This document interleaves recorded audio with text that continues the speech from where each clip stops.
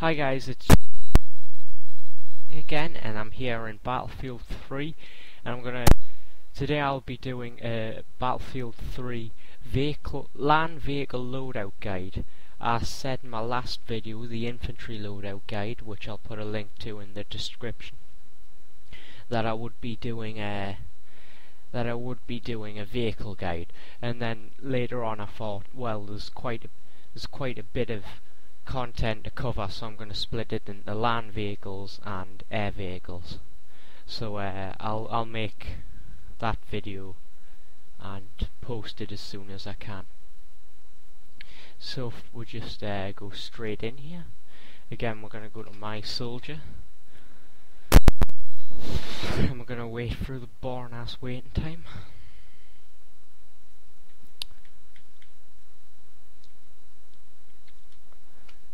In customize, and you can see here we've got the infantry kits, but if you go RB, you'll be at the land vehicles.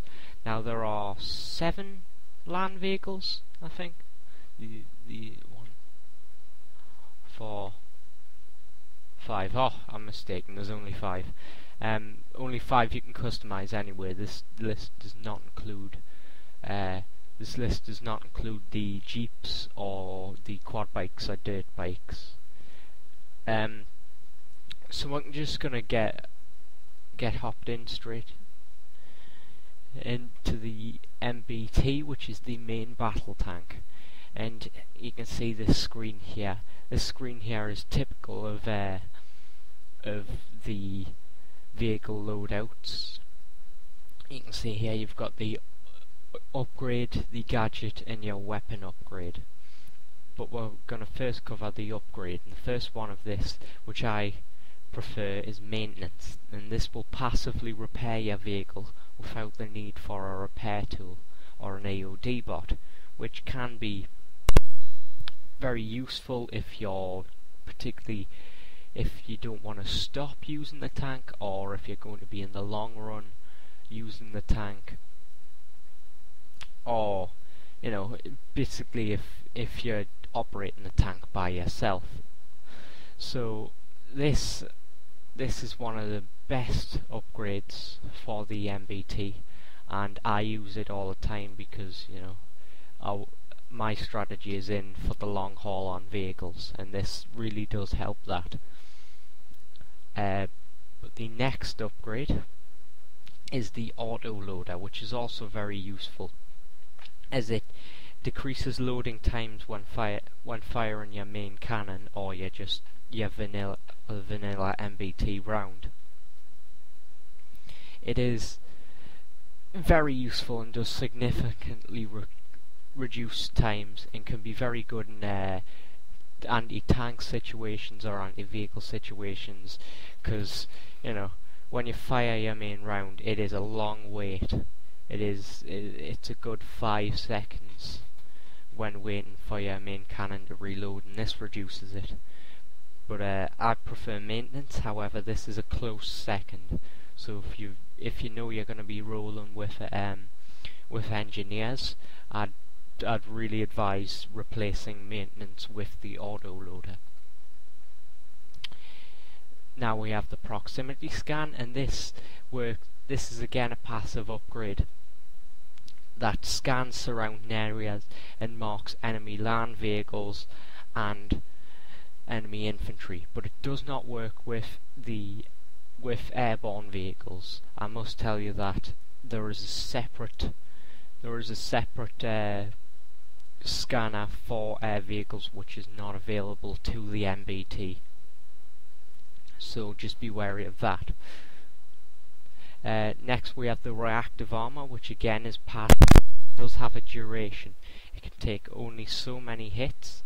Say if I was to shoot your tank once, this armor would protect you from anti-tank weapons once, but it will take down its duration, and I'm not sure how long it lasts, but you have to be careful when using reactive armor that you don't rely solely on it. The next one is thermal camo, which decreases the effect of locking. It makes it harder for enemy engineers to lock onto you, or enemy helicopters, laser designated weapons, and it decreases the time you are spotted. It can be very useful, particularly when an enemy team is holding a point with, rocket launchers and mines. It is really good if you're trying to get past an area where there are a lot of recon members, but I don't think it works with the SOFLAM, as that is a constant laser, but you might want to try that out for yourself, see if you can get past it. The next thing we're going to talk about is the gadgets, and the one I prefer to use is the zoom optics on your secondary weapon. You can see I have the coaxial heavy machine gun there.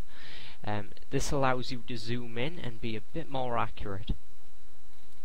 I use it because a lot of the time I will use the HMG as an anti-infantry weapon, so the zoom optics can make it more effective if I'm at a longer range.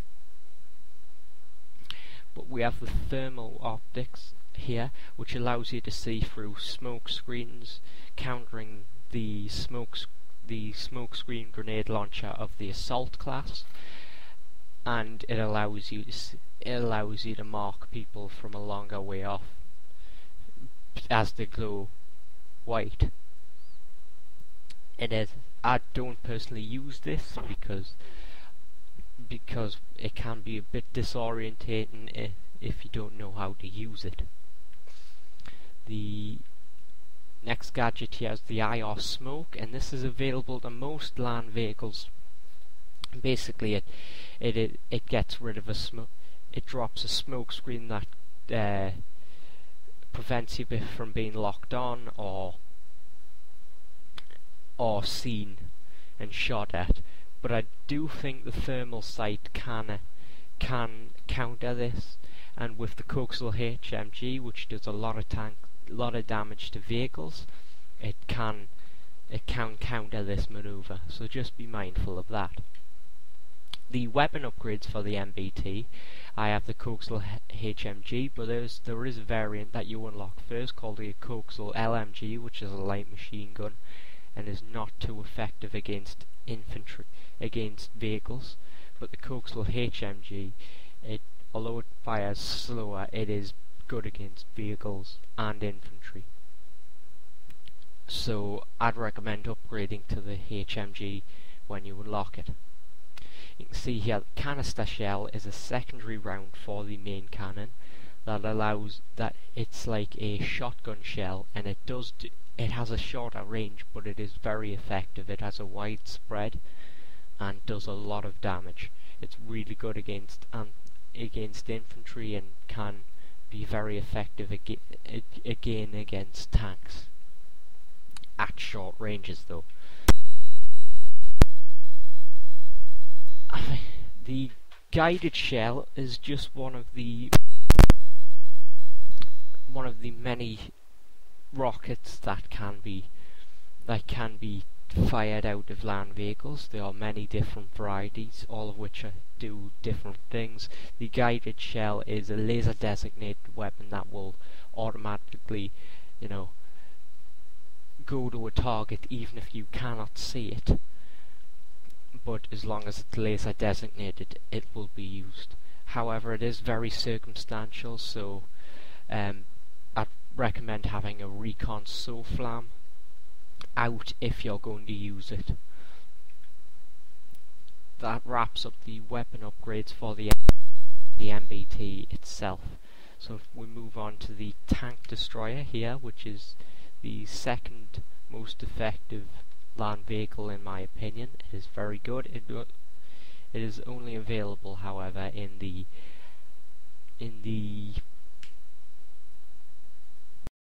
Alright guys, sorry about that.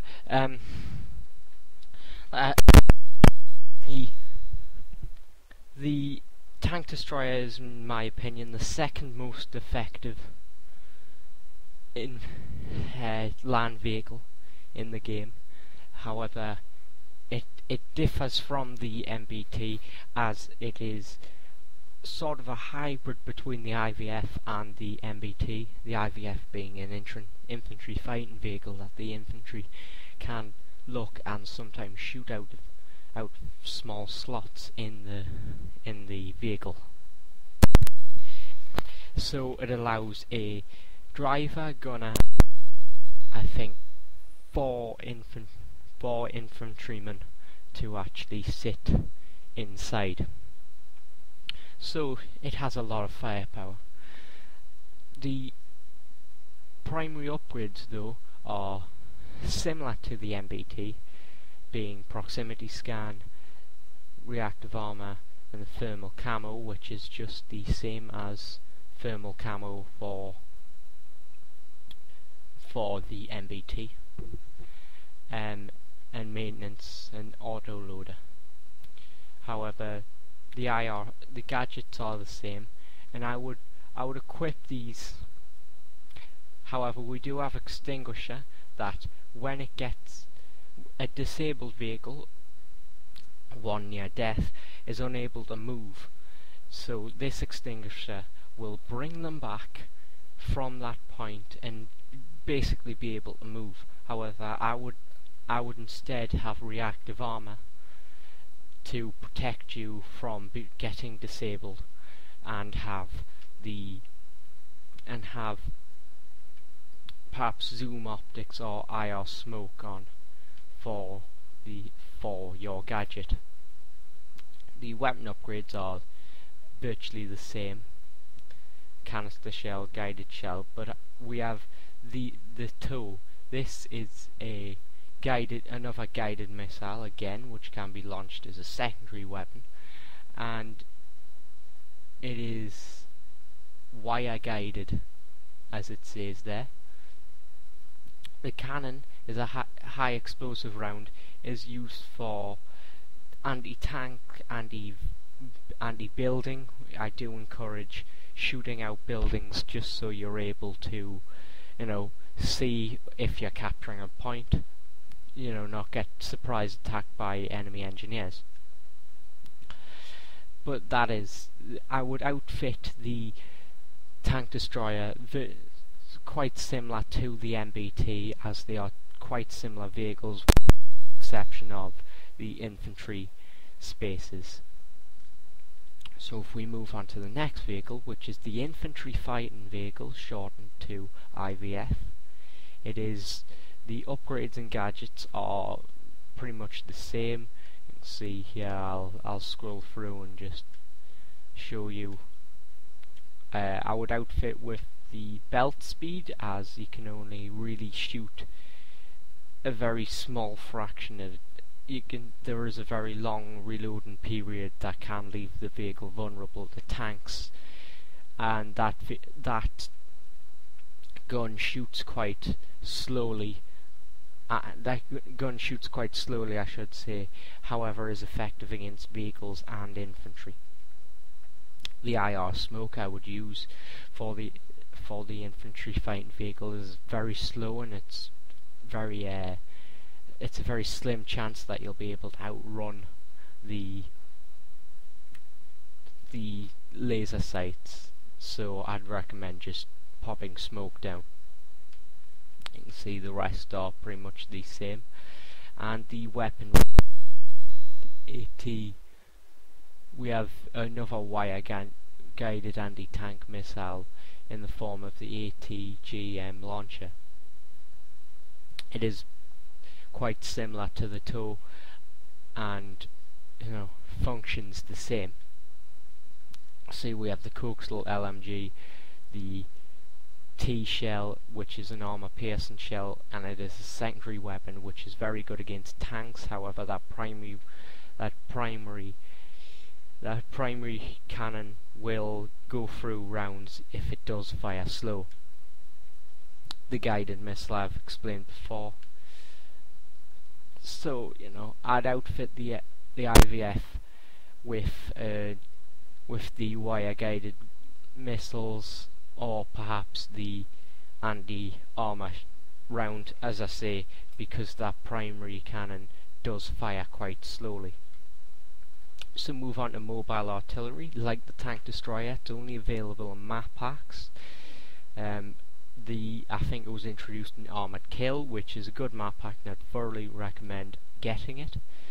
You can see here I don't use them, so I don't really have a lot of upgrades, but it is very interesting. The upgrades are pretty much the same, and I would recommend having the auto loader on this, as you will be sitting back and firing the artillery, so the auto loader makes sure you're able to fire as fast as you can. The gadgets here though are, I believe, the same, except for the proximity defense, which is very good because the mobile artillery has no short-range defense from anything. However, this will drop an explosive smoke screen that will harm enemy infantry trying to, blow up your vehicle, and really gives you some time to get away. But I believe that the IR smoke and the proximity, it's available. See here we have the weapon upgrades, and we have the missile launcher. It is I believe it is similar to the guided missile, however I believe it does more damage. We have the anti-air missile, which is anti-air. It's good for if you wish to use your artillery on the ground and air as well, say take out a stationary helicopter. However, it might be hard to hit a moving target that is going as fast as a jet. The airburst missile will detonate into many little rockets above a point, and is good for enemy infantry and will slightly damage tanks, but mostly this is what you want to use if you are detonating, if you are firing at a point. Say if you want to defend or clear it out for friendly infantry, this is what you want to use. The tow again, and those are all the weapon upgrades for the mobile artillery. So I will move on to the last, which is the mobile IA. This cannot move, and it is an anti-air gun. I wouldn't worry too much about getting upgrades for these. I believe they are all similar. I would say get the belt speed for your upgrade, as it allows you to shoot faster, or get the air radar, which allows you to pick up targets in the air, which is what you're going to be shooting at most of the time. I wouldn't worry about maintenance of thermal camo, as people will be very aware of where you are, and you will not really need reactive armor, as I don't think you'll spend too much time in it.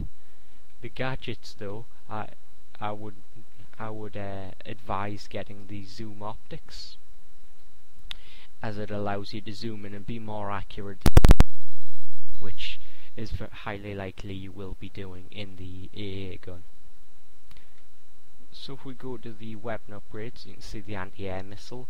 This I'd advise using that, as you actually are fighting air targets, and it's the only one available, so use this. It's not like you have much choice, to be honest, but use this. I think it's fairly self-explanatory. So that wraps up the Battlefield 3 land vehicles. Like I say, I will do the air vehicles at a later point, but for now I thank you for watching this video. If it's been helpful, I will try and do as much help video and actual gameplay as I can, and I thank you again.